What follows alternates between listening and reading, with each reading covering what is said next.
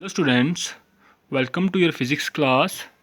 बेटा नाइन्थ की फ़िज़िक्स का जो आपका सेकंड चैप्टर चल रहा है ये force and laws of motion, उसमें ये हमारा थर्ड वीडियो लेक्चर होगा।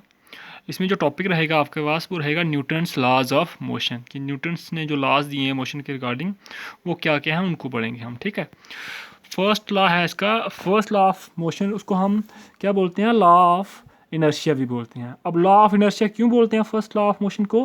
क्योंकि ये सिर्फ इनर्शिया के बारे में ही हमें यहाँ पे बताता है। जो फर्स्ट लॉ ऑफ मोशन है ये हमें इनर्शिया के बारे में ही बताएगा सिर्फ। देखो क्या है, ये क्या है लॉ आपके पास, it states that an object continues to be in the state of rest और of uniform motion along a straight line unless compelled to change that state by some external force। क्या कह रहा है कि कोई अगर ऑब्जेक्ट अगर motion में है तो वो मोशन में ही रहेगा। कब तक? जब तक कोई फोर्स, एक्सटर्नल फोर्स ना लगेगी उसके मोशन को रोकने के लिए।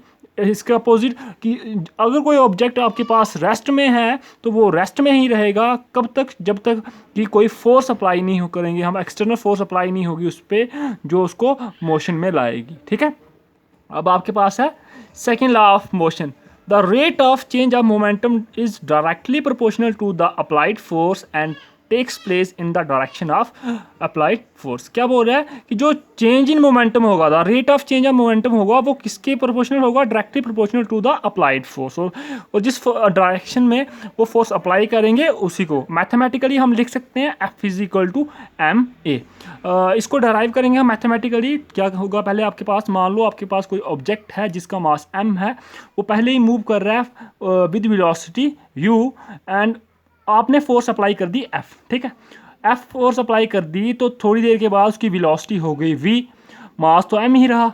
ठीक है, अब देखो यहाँ पे हम मोमेंटम क्या होती है आपके पास, product of mass and velocity. तो यहाँ पे क्या होगा, मास m है, वेलोसिटी u है, तो आपके पास मोमेंटम होगी m u। यहाँ पे क्या होगा, मास m है, वेलोसिटी v है, तो मोमेंटम होगी m v।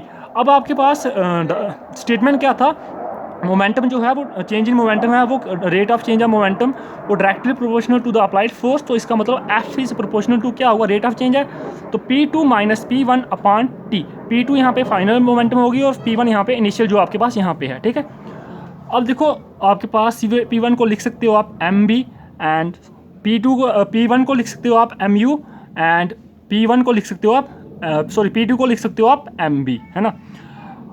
अब हम यहाँ से कॉमन निकालेंगे तो आपके पास v माइनस यू बचा।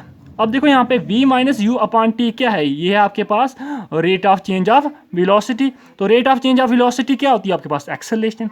तो f is proportional to M a. अब यहाँ पे हम प्रोपोर्शनलिटी साइन हटाएंगे तो आपके पास k आएगा, प्रोपोर्शनलिटी कांस्टेंट।